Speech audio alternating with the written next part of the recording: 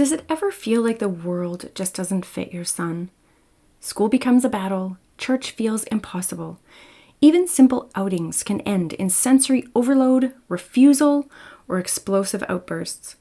Your family is constantly adapting, explaining, and barely holding it together. In this episode, I'm sharing the hardest decisions we had to make when traditional paths stopped working, and how choosing a different way forward brought peace to our family.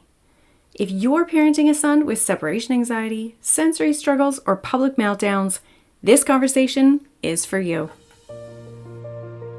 If you're tired of feeling helpless during your son's meltdowns and isolated by the stress it brings to your family, and you want simple steps to open communication, reduce outbursts, and bring more peace to your home, you're in the right place. Hey, I'm Cynthia, wife and boy mom. I remember having a child who looked typical, but spent hours falling apart at home. I learned how to stay confident during the stress of meltdowns and build connection without resorting to heavy-handed parenting. If you're ready to reduce the meltdowns and aggressive behavior and finally see that what you're doing is actually helping, then grab my hand. I am the mom you've been waiting to meet.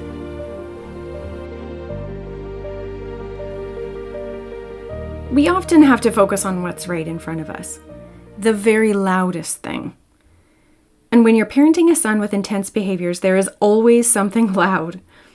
It could be your son flailing, screaming, pounding on a sibling, or reacting way over the top because his clothing feels irritating, fingernails being clipped, or when you say no to something, or he misses out on something he desperately wanted to do that's no longer available to do, because the time to do it has passed, essentially.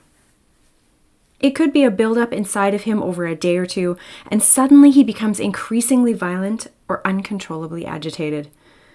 For us, this was often school-related, starting in play school and continuing into elementary and grade school.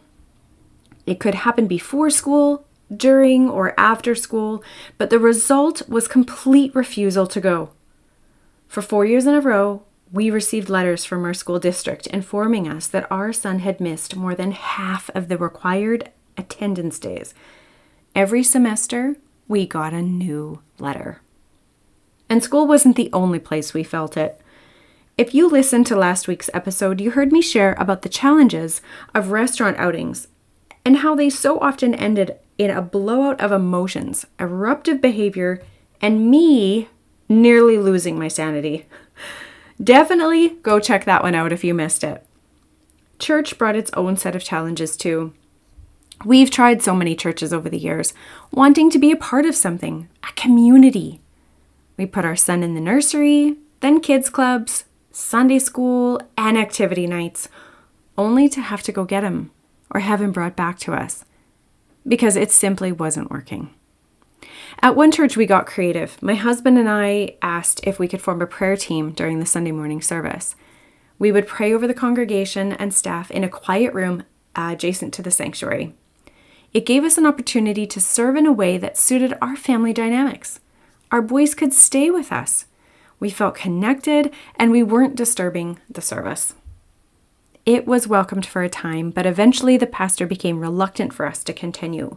He thought it would be better if we sat with everyone else to listen to his sermons. We were deeply disheartened. We were trying our utmost to stay connected to the people we had known for many years. We had been a part of that church since before we were married.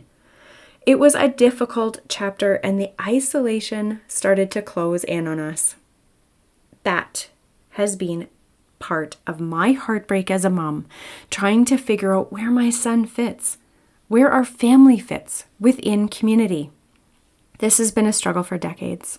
It's one of the reasons I started this podcast, to help other families find community in a way that suits their sons and their family's unique needs and situation, to not do life alone, day in and day out. The isolation can feel crushing when it goes on for so long. Over time, I realized something important. Sometimes the goal isn't to fit your family into someone else's mold. While there is no one-size-fits-all solution, you can choose something different that works for your family. Eventually, we transitioned to homeschool so we could move forward at a pace that worked for us. Church became family time in the backyard. with campfire-style discussions over hot chocolate and fresh brewed coffee. Restaurants turned into ordering in and watching a movie on a picnic blanket. We grabbed a hold of what worked for us. We were still involved in our community and with our friends. We just had to change it in a way that kept the most important things in and let go of the less important things, the ones that just didn't work.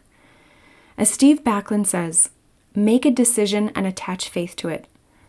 So that's what we did. Because bouncing back and forth can be draining, especially when it puts so much pressure on what your family actually needs. So today I want to leave you with 4 questions.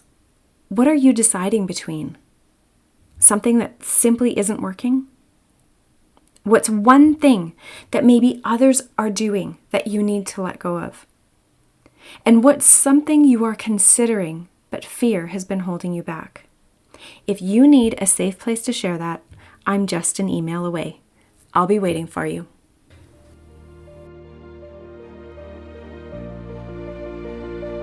Hey Mama, I hope you enjoyed today's episode. If so, would you take 30 seconds and share it with a friend who may be on an uphill battle with her son's unique challenges? Also, please leave a quick review for the show on Apple Podcasts.